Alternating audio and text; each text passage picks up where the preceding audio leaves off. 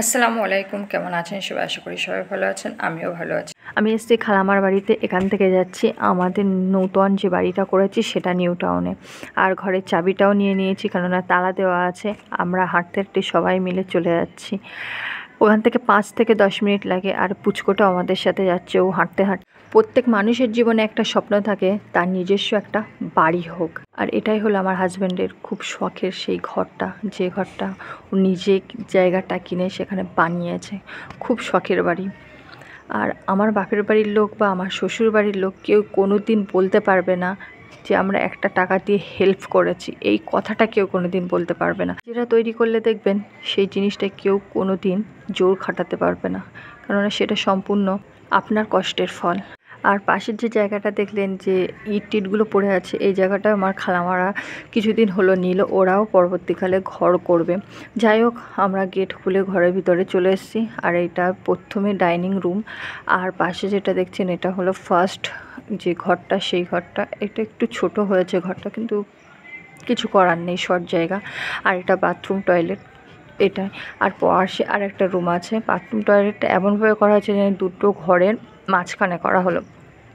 আর যা প্ল্যান দিয়েছে আমার ছোটো খালুজি দিয়েছে।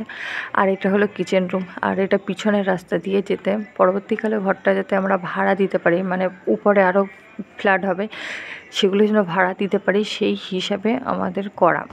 চারিদিকটা গাছপালায় ভর্তি হয়ে গেছে, কেননা বহুদিন এখানে আসা হয় না। আমি তো প্রায় গেছি 1 বছর পরে। আর আমার হাজব্যান্ড তো চলে গেছে আজ 2 থেকে 3 মাস হয়ে গেছে। সেই আসা যাওয়া করতো, সেই সব কিছু দেখতো, কাজও হচ্ছিলো, প্লাস্টার হচ্ছিলো। আর এখন সে বাড়ি নেই, মানে সব কিছুই বন্ধ। আবার বাড়ি ফিরবে, তখন আবার সব কিছু আবার চালু হবে। ঘরটা আমার অনেক আগেই কমপ্লিট হয়ে যেত, কেননা মার্কেটে অনেকটা দোকান করার সত্ত্বেও আমাদের আর এইদিকে কিছু করতে পারিনি। তো যাই হোক, আমরা যাচ্ছি উপরের দিকে। উপরেও সিঁড়িটা গাঁটতে হবে। চলেন যাওয়া যাক ছাদের উপরে। আর ছাদের উপরে গিয়ে আপনাদের দেখাচ্ছি যে ইকো পার্কটায় 2 দিকে রাস্তা দিয়ে যাওয়া যায়, মানে ঘরের সামনের রাস্তাও আছে, আবার পিছনের দিকেও রাস্তা আছে। আমার ঘরটা এমন পজিশনে 2 দিক দিয়ে ইকো পার্কে যাওয়া যাবে। আর এই যে ফাঁকা জায়গাটা দেখছেন, ঘর আছে, এই ঘর সমেত আমার ছোটো খালুজি নিয়েছে। ওরা পরবর্তীকালে ওখানে ঘর করবে। আর আমি একটু উপরে গিয়ে চতুর্দিকটা দেখছিলাম। আর এইটা হলো পিছনের রাস্তা, যেটা দিয়ে ইকো পার্কে যাওয়া যাবে। আর সামনে দিয়ে যেটা দিয়ে আমরা ঘরে আসলাম, ওখান থেকেও যাওয়া যাবে। আর এটা তো আমাদের গ্রাম নয় যে ফাঁকা ফাঁকা বাড়ি, এরকম নয়, প্রতিটা বাড়ি গায়ে গায়ে। আমার ঘরটা হয়তো আরও বড় হতো, কিন্তু চতুর সাইডে অনেকটা করে বাদ দিয়ে তারপরে আমার ঘরটা করতে হলো।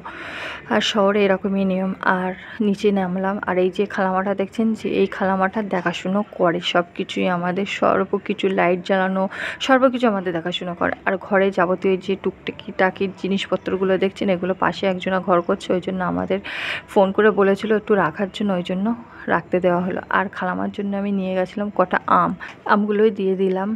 এই খালামাটার সাথে আমি ফোনেই কথা বলেছি, কিন্তু কোনোদিন সামনাসামনি আমি দেখিনি। আর যখন আমি এসেছি তখন হয়তো বাড়ি ছিল না, ওই জন্য পরিচয় হয়নি। এই ঘরটা করলো আমার হাজব্যান্ড।